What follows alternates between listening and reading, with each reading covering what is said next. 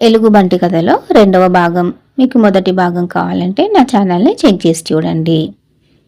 Thank you God, నన్ను వదిలేసింది అనుకున్నాను. నేను లేవటానికి ప్రయత్నించాను, కానీ నేను లేవకుండా ఆపుతూ ఏదో నన్ను కిందకి నొక్కింది.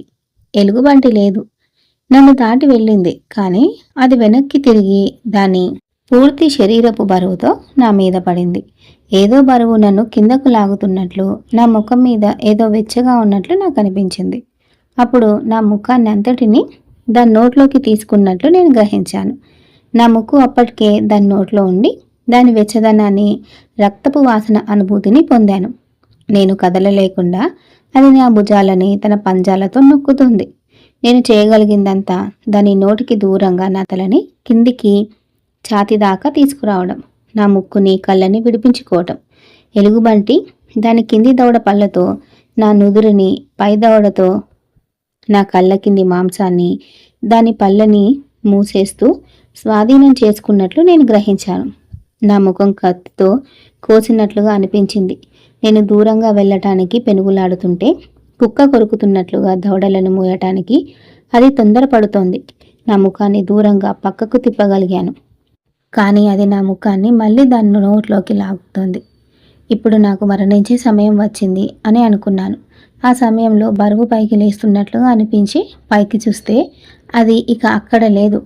నా మీద నుంచి గెంతి పారిపోయింది. నా సహచరుడు డెమియన్ ఎలుగుబంటి నన్ను కింద పడేసి బాధ పెడుతుండడం చూసినప్పుడు నన్ను రక్షించడానికి త్వరపడ్డాడు. నా సహచరుడు తన తొందరపాటుతో గుడ్డిగా ముందుకు వెళ్ళి మంచి మార్గాన్ని అనుసరించడానికి బదులు దట్టమైన స్నోలోకి పరిగెత్తి కింద పడిపోయాడు. అతను స్నో నుంచి బయటకు రావడానికి పెనుగులాడుతుంటే ఎలుగుబంటి నన్ను అదే పనిగా పళ్ళతో కొరుకుతోంది.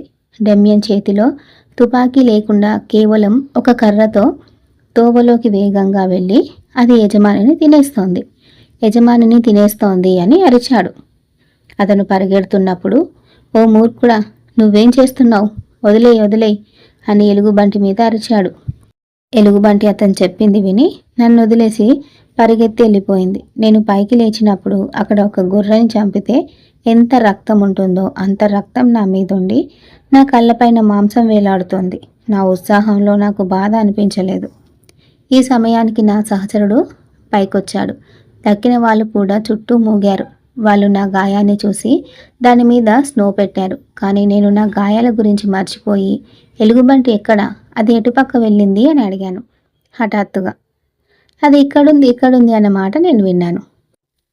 మళ్ళీ ఎలుగుబంటి మా దగ్గరికి పరిగెత్తుకుంటూ రావడం మేము చూసాం. మేము తుపాకీలు తీసాం. కానీ ఎవరైనా కాల్చే లోపల అది పరిగెత్తి మమ్మల్ని దాటి వెళ్ళిపోయింది. అది చాలా క్రూరంగా అయిపోయి మళ్ళీ నన్ను అదే పనిగా కొరకాలనుకుంది. కానీ చాలామందిని చూసి భయపడింది.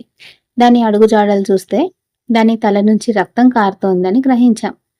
మేము దాన్ని వేటాడాలనుకున్నాం. కానీ నా గాయాలు చాలా బాధ కలిగిస్తూ ఉండడం వల్ల మేము డాక్టర్ కోసం పట్టణానికి వెళ్ళాం. డాక్టర్ నా గాయాలని సిల్క్ దారాలతో కుట్టాడు. గాయాలు త్వరగా మానడం మొదలుపెట్టాయి. 1 నెల తర్వాత ఆ ఎలుగుబంటిని వేటాడడానికి మళ్ళీ వెళ్ళాం. కానీ దాన్ని చంపే అవకాశం నాకు రాలేదు. అది దాని నిర్ణీత స్థలం నుంచి బయటకి రాలేదు. కానీ చుట్టూ భయంకరమైన గొంతుకలతో గుర్రు గుర్రుమని చుట్టూ శబ్దం చేస్తూనే ఉంది. డెమియన్ దాన్ని చంపేశాడు. ఎలుగుబంటి కింది దవడ విరిగిపోయి ఒక పన్ను నా తుపాకీ గుండుతో బయటకి పడిపోయింది. అది చాలా నల్లని బొచ్చుతో ఉండే పెద్ద ప్రాణి. నేను దాన్ని స్టఫ్ చేసి నా గదిలో పెట్టుకున్నాను. నా నుదిటి మీద గాయాలు మానాయి, కానీ మచ్చలు కొద్దిగా కనబడుతున్నాయి. ఇంతటితో ఈ కథ ముగిసింది. మీకు ఇటువంటి మంచి మరిన్ని కథలు కావాలంటే వెంటనే నా ఛానల్ని సబ్స్క్రైబ్ చేయండి. మరియు మీకు తెలిసిన బుక్స్ ఏమైనా ఉంటే నాకు కామెంట్ బాక్స్లో మెన్షన్ చేయండి. నేను వాటిని మీకు వివరించే ప్రయత్నం చేస్తాను.